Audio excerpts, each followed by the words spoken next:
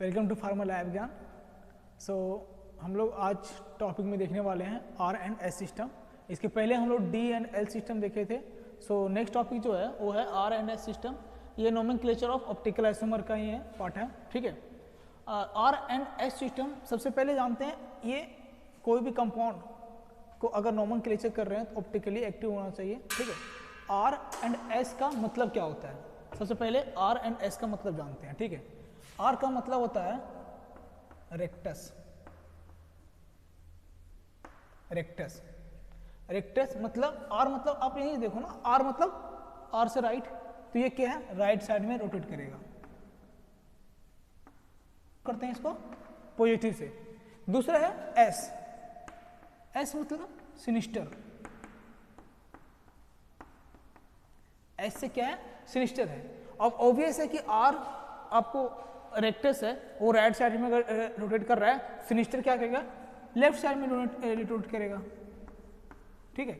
और ये किस चीज से डिनोट करेंगे? नेगेटिव साइन से। मैं नेगेटिव साइन आपको इसलिए दिखा रहा हूँ, या पॉजिटिव साइन, आपको इजी होगा, अंडरस्टैंड होगा कि ये क्लॉकवाइज घूम रही है या फिर एंटी क्लॉकवाइज। अगर इसका अगर देखें तो ये क्या है? क्लॉकवाइज। इसका जो रोटेशन होगा, जो इसका रोटेशन होगा वो क्या होगा? क्लॉकवाइज होगा। क्लॉकवाइज है ना। क्लॉकवाइज मतलब अगर घड़ी है, आप ऐसे घड़ी देख लो, ठीक है, 12, 6, 3, 9, ठीक है। तो ये रोटेशन क्या हो रहा है? अगर आप कांटा देखते हो कि ये क्या है? ऐसे से घूमती है।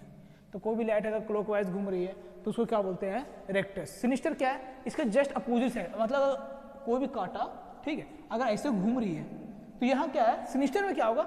ये इधर से नहीं बल्कि उल्टा घूमेगा, मतलब ये कुछ इस प्रकार घूम रहा है। तो सिनिस्टर में क्या होता है कि कोई भी कंपाउंड को अगर वो उल्टा रोटेट कर रहा है या अगर एंटी क्लॉकवाइज रोटेट कर रहा है, एंटी क्लॉकवाइज, अगर कोई भी कंपाउंड को अगर एंटी क्लॉकवाइज रोटेट कर रहा है तो उसको क्या बोलेंगे? सिनिस्टर, ठीक है।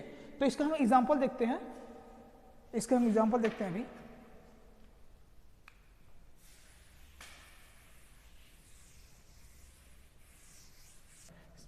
मैंने एक यहाँ पे कार्बन लिया है, ठीक है। अब इसमें क्या है? हम अलग अलग आइटम को या फिर अलग अलग कंपाउंड को हम यहाँ पे लगाएंगे, जैसे कि हाइड्रोजन लगा दिया हमने, फ्लोरीन, ठीक है, क्लोरीन और ब्रोमीन। हमने 4 अलग अलग कंपाउंड लगाए हुए हैं। अब इसका जो कार्बन का रोटेशन होगा वो किसके ऊपर डिपेंड करेगा? जिसका सबसे ज़्यादा हायर मॉलिक्यूलर वेट होगा, या फिर कह सकते हो एटॉमिक नंबर होगा। जिसका ज़्यादा एटॉमिक ज़्यादा नंबर होगा वो उसी की तरफ से रोटेट करेगा। अब इसका प्रायोरिटी कैसे हम लोग बता सकते हैं कि सबसे ज़्यादा किसका होगा? सबसे ज़्यादा इसका इसमें ज़्यादा एटॉमिक नंबर ज़्यादा किसका है? तो ऑब्वियस है कि ज़्यादा है ब्रोमीन का, ठीक है, तो ये 1 नंबर पर आएगा। ये फिर क्लोरीन का, और फिर है फ्लोरीन का, और फिर हाइड्रोजन का, ठीक है। इसका रोटेशन जो होगा वो 1, 2, 3, 4, ठीक है। तो इसका रोटेशन क्या है? 1 से 2, 2 से 3, 3 से 4। यानी ये किस तरह से घूम रहा है? क्लॉकवाइज घूम रहा है।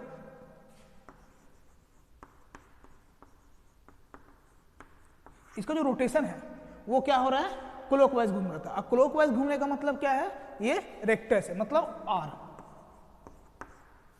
क्योंकि ये घूम कैसे रहा है? ऐसे घूम रहा है क्लॉकवाइज, जिससे घड़ी का कांटा घूमता है वो ऐसे घूम रहा है। तो ये क्या है?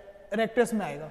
अगर हम कंपाउंड को चेंज कर देते हैं, अगर कंपाउंड को हम उसको चेंज कर देते हैं, हमने सेम लिया है, हमने कंपाउंड को चेंज कर देते हैं, इसको हमने यहाँ पे एज इट इज इसको हाइड्रोजन होने देते हैं, यहाँ पे हमने फ्लोरीन और फिर क्लोरीन और आयोडीन, ठीक है, हमने लिया। अब देखो 4 अलग अलग कंपाउंड हमने जोड़ रखे हैं, ठीक है, इस कार्बन से। अब अगर ऐसे देखा जाए तो फर्स्ट प्रायोरिटी किसका आएगा? आयोडीन का, क्योंकि इसमें सबसे ज़्यादा एटॉमिक नंबर इसका है। सेकेंड में आएगा ये, थर्ड में ये, और फोर्थ में ये। अब इसका अगर रोटेशन देखा जाए तो ये क्या है? जस्ट अपोजिट, उल्टा घूम रहा है, एंटी क्लॉकवाइज, क्योंकि यहाँ से 1 से 2 ये क्या है? इधर घूम रहा है। जो रोटेशन हो रहा है ये उल्टा हो रहा है ना, तो ये क्या हो जाएगा? Anti clockwise, anti clockwise. और ये आर से नहीं, अब ये एस से डिनोट होगा। ये क्या डिनोट होगा? ऐसे। ये क्या हो जाएगा? सिनिस्टर। कोई भी कंपाउंड अगर उसके हम एटॉमिक नंबर के अनुसार अगर प्रायोरिटी दे रहे हैं तो वो क्या आएगा? आर एंड एस सिस्टम में। आर एंड एस सिस्टम में समझ जाइए कि अगर आर एंड एस सिस्टम आप पढ़ रहे हो तो अगर कोई भी कंपाउंड है या फिर हम लोग कायर कंपाउंड है तो उसका जो हम प्रायोरिटी देते हैं, रोटेशन को प्रायोरिटी देते हैं, वो किसके अनुसार जाता है, उसका एटॉमिक नंबर के अनुसार जाता है। ठीक है, तो नेक्स्ट है इसमें अगर हमने क्या किया है, अभी हम कुछ कंपाउंड लेते हैं, उसके बाद हम उसका देखते हैं आर एंड एस सिस्टम।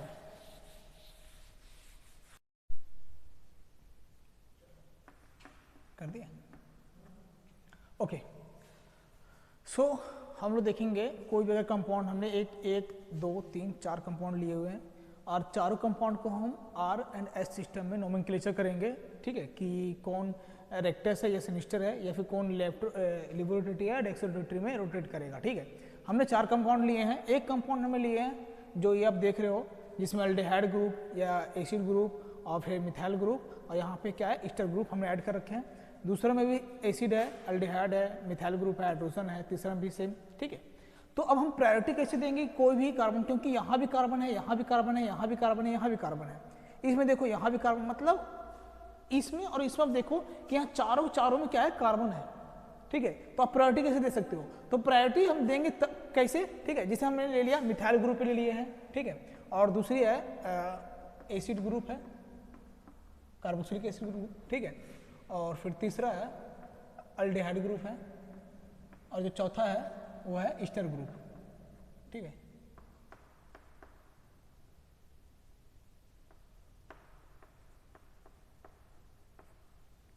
ठीक है, तो ये आप देख रहे हो पहले क्या है मिथाइल ग्रुप है, एसिड ग्रुप है, एल्डिहाइड ग्रुप है और ईस्टर ग्रुप है।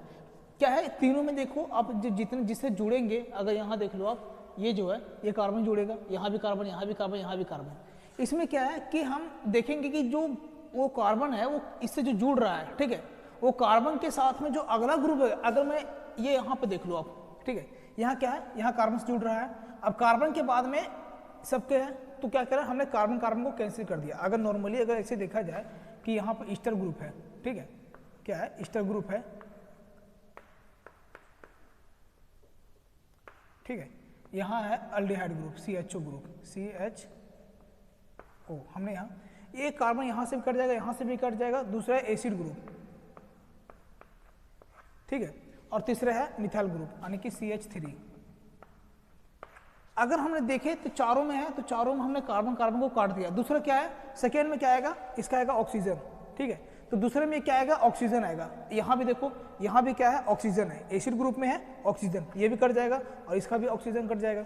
नेक्स्ट क्या है, नेक्स्ट है उसका फिर से वहाँ ऑक्सीजन है, यहाँ भी ऑक्सीजन है, तो ये ऑक्सीजन यहाँ भी कटेगा और ये ऑक्सीजन यहाँ भी कटेगा।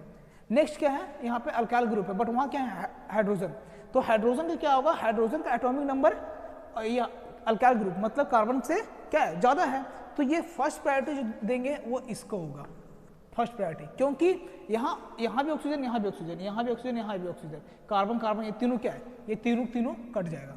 ये जो देख रहे हो ये तीनों कट जाएगा। लेकिन ये नेक्स्ट जो कार्बन ये बॉन्ड बनाया है किसी साथ कार्बन के साथ बनाया है, तो वो क्या होगा फर्स्ट प्रायोरिटी हम इसको देंगे। ठीक है, सेकेंड में क्या होगा, सेकेंड में अब यहाँ ही जब ये फेल हो गया तो ये तो होगा नहीं, सेकेंड तो ये होगा। ठीक है, जब यहाँ ये पूरा डिमांड पूरा नहीं कर पाया थी, और ये क्या होगा थर्ड क्यों होगा, क्योंकि यहाँ देखो आप ये दोनों का कंपेरिजन करेंगे तो कार्बन कार्बन कट गया।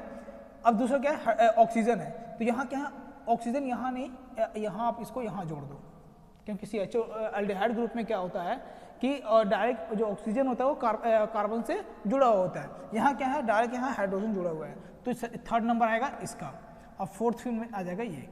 ठीक है सॉरी, तो यहाँ हमने क्या किया, इसका एटॉमिक नंबर के अनुसार या एटॉमिक मास के अनुसार हमने इसको डिवाइड कर दिया।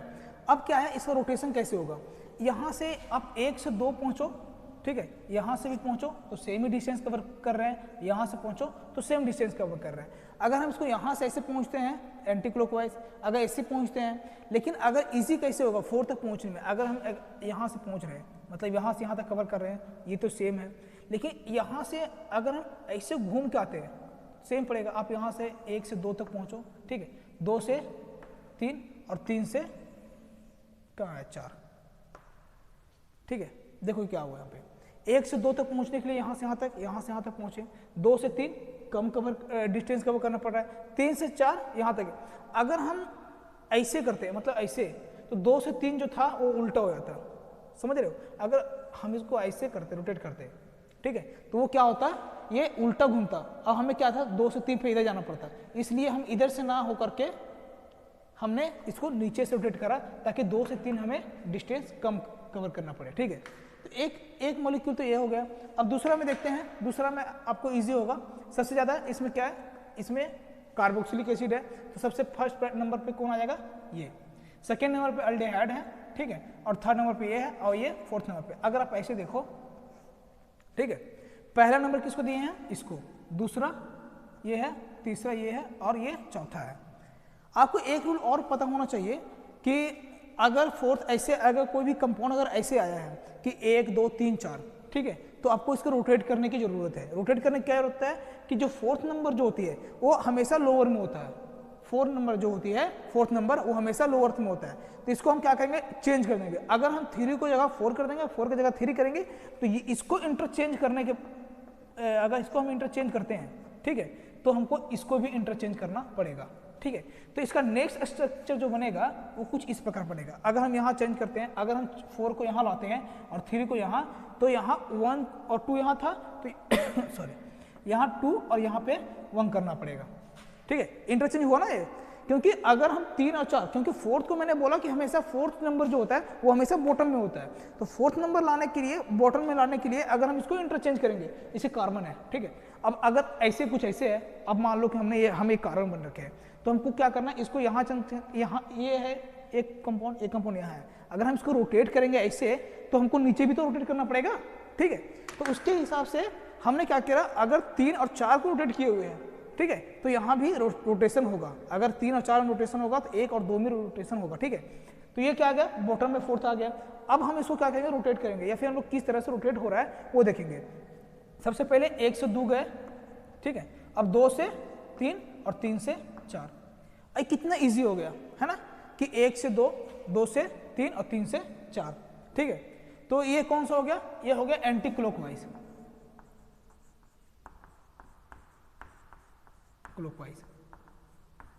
ठीक है। एंटी क्लॉकवाइज कहने का मतलब क्या है, आर या एस। आर में क्या था, वो क्लॉकवाइज घूम था, ये क्या है, एस सिस्टम है, तो इसको क्या बोलेंगे, एस सिस्टम,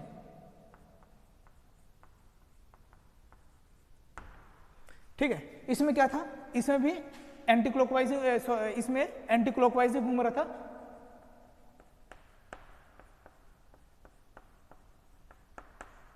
और ये भी क्या कहलाएगा, एस सिस्टम, ठीक है। नेक्स्ट टॉपिक नेक्स्ट देखते हैं हम लोग। नेक्स्ट कंपाउंड क्या है हमारे पास, इसको साफ करते हैं थोड़ा।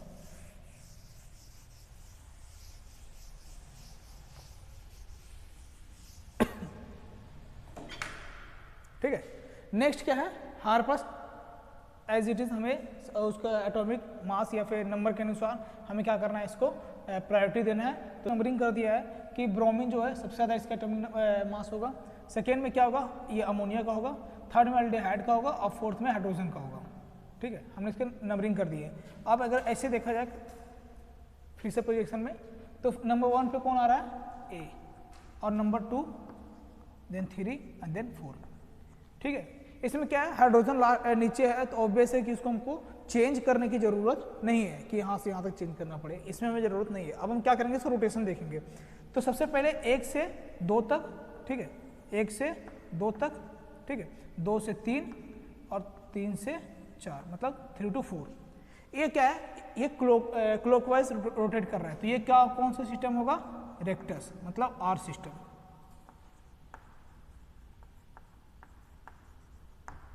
ठीक है।